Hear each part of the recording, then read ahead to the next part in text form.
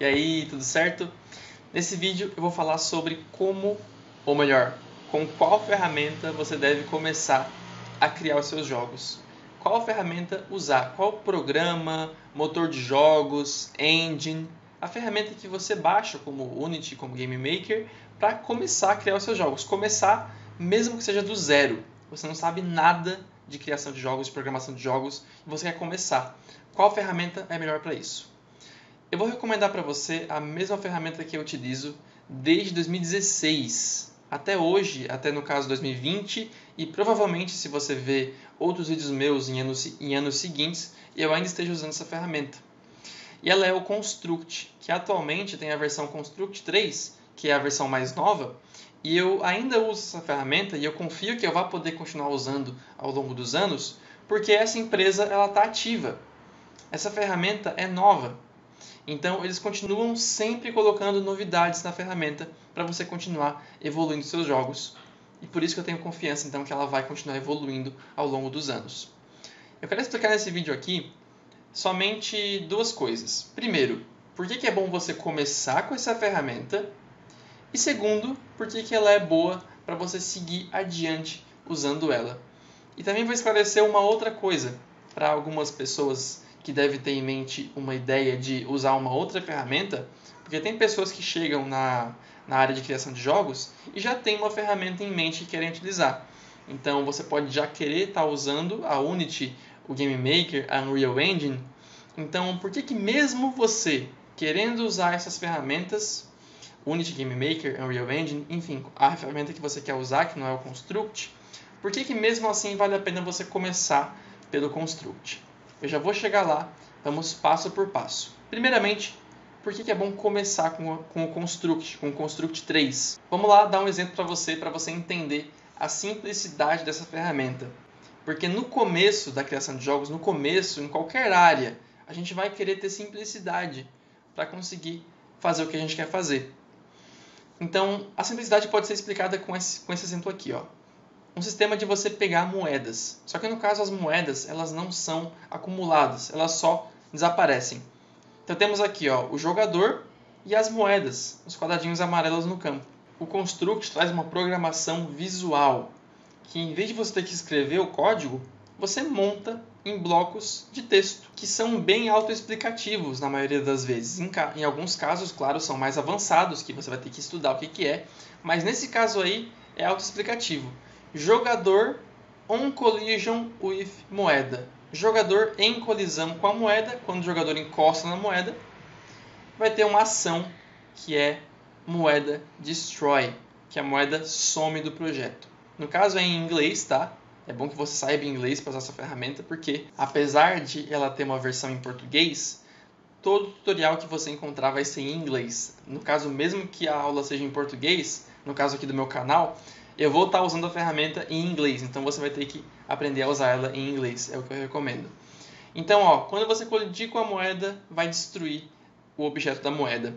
Tem uma condição, que é uma coisa que precisa acontecer, no caso a colisão do jogador com a moeda, e a ação, que é o que vai ser realizado no projeto quando a condição for cumprida.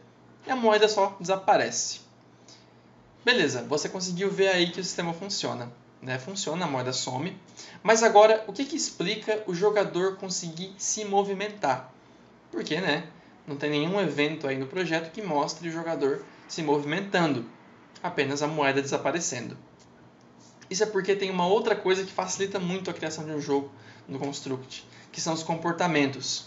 Para fazer o jogador se movimentar dessa forma, só basta você clicar nele, colocar em adicionar comportamentos e adicionar o comportamento de plataforma.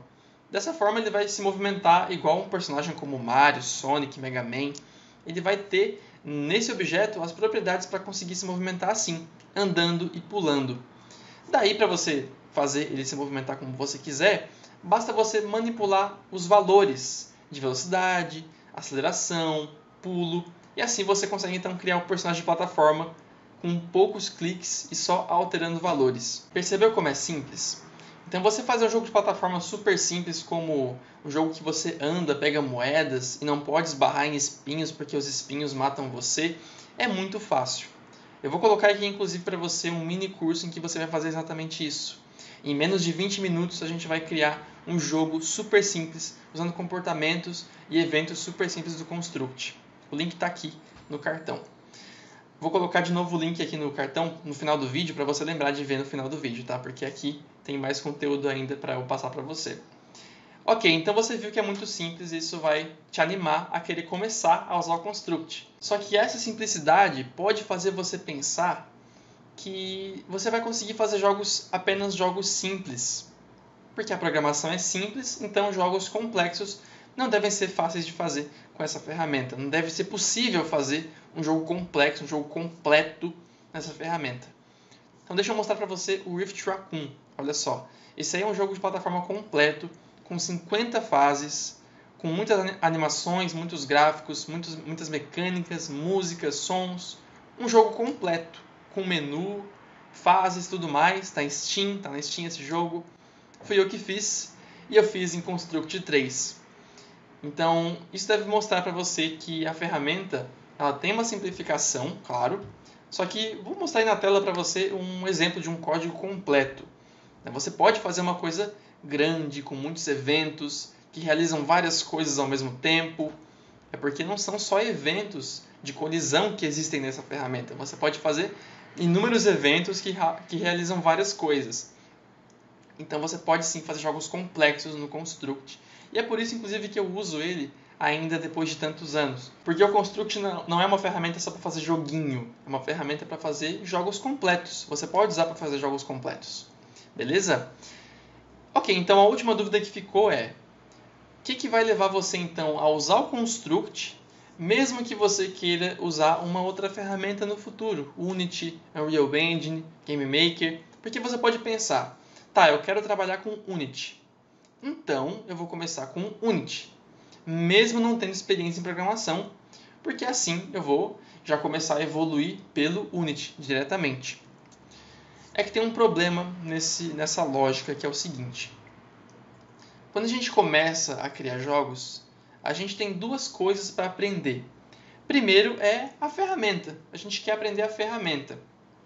E a segunda coisa é a lógica de programação de jogos, que é basicamente como montar um código.